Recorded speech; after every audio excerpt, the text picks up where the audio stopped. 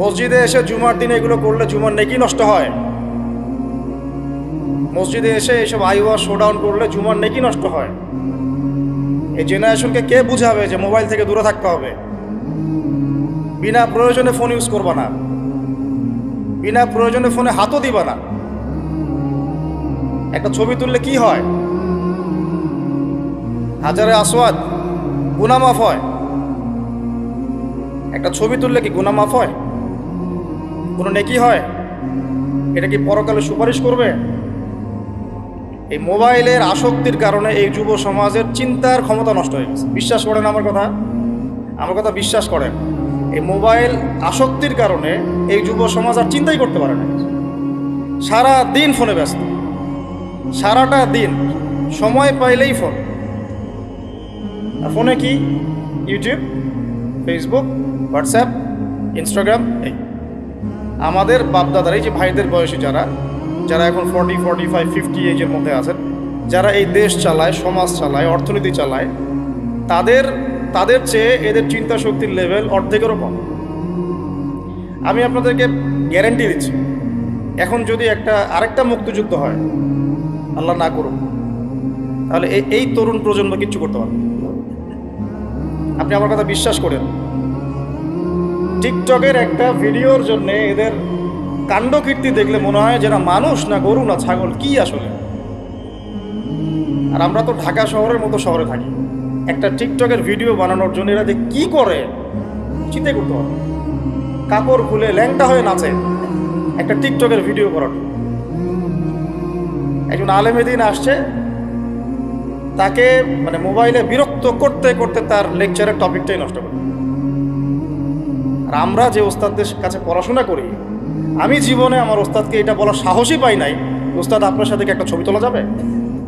আমি আল্লাহর কসম করে বলতেছি, আমি এই পর্যন্ত, আর আমি যার কথা বলছি তিনি এই উপমহাদেশের অন্যতম একজন শ্রেষ্ঠ মুহাদ্দিস। আমরা তাদের কাছে যাওয়া আসা করি পড়াশোনার জন্য, তিনি জ্ঞান শেখার জন্য। আজ পর্যন্ত আমি কোনোদিন বলতেও পারি নাই যে উস্তাদ আপনার সাথে একটা ছবি তুলতে চাই। বিশ্বাস করেন। কিন্তু এই ওয়াজ মাহফিল, এইটা ওইটা, এইসব জগৎগুলোতে গিয়ে আমরাও নষ্ট হয়ে গেলাম। মানুষের মধ্যে নূর, তাসকিয়া, আদব, মসজিদের আদব কায়দা, ভদ্রতা সব নষ্ট হয়ে গেছে। এবং এর অন্যতম একটা প্রধান কারণ মোবাইল ফোন। আজকের লেকচারের টপিক মোবাইল ফোন না, এই যে কথাগুলো বলতে বাধ্য হলো। যখন আমরা এখন আলোচনা করতেছি, এই সময় কটা বাজে? এখন 12:50। এই সময়ে না জানি কতগুলা মুসলমান এখন শহীদ হয়ে গেল। এই সময় যখন আমরা এখন আলোচনা করতেছি, ঠিক এই সময় না জানি কতগুলা বোনকে ইসরায়েলের সৈন্যরা তুলে নিয়ে চলে গেল।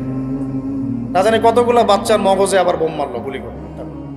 এই সময় যখন আমরা কথা বলছি এখন, আর মিডিয়াতে সংখ্যা আসবে খালি 6,000 মরল, 6,500, 7,000, কোনো ফিলিংসই নাই।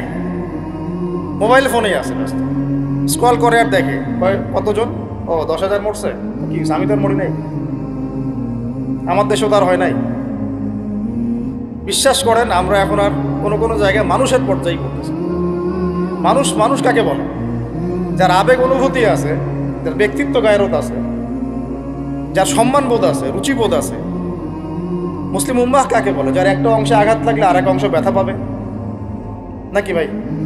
ভুল বললাম না ঠিক বললাম? একটা মুসলিম উম্মাহ মানে কি?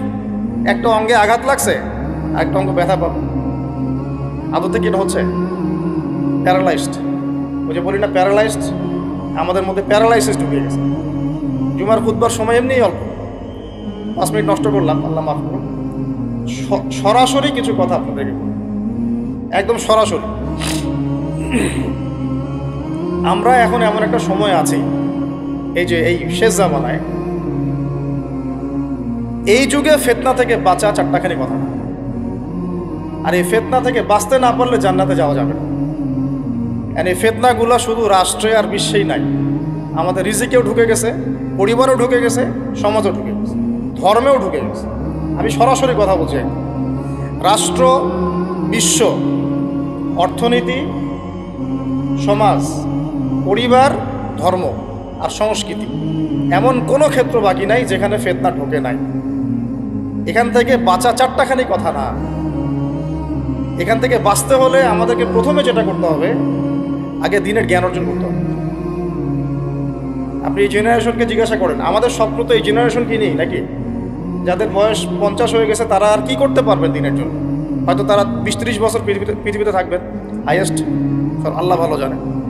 আগামী বিশ্বকে কে নেতৃত্ব দিবে? যাদের বয়স এখন 20 থেকে 40 অথবা 10 থেকে 30, এই তো এই জেনারেশনকে আপনি দেখেন তাদের কত পার্সেন্ট কোরআন তেলাওয়াত করতে জানে।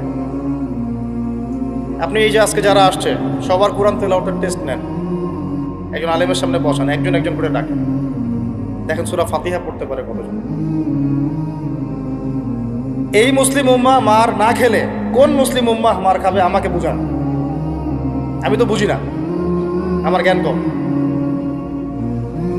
এই মুসলিম উম্মাহ যদি মার না খায় কোন মুসলিম উম্মাহ মার খাবে?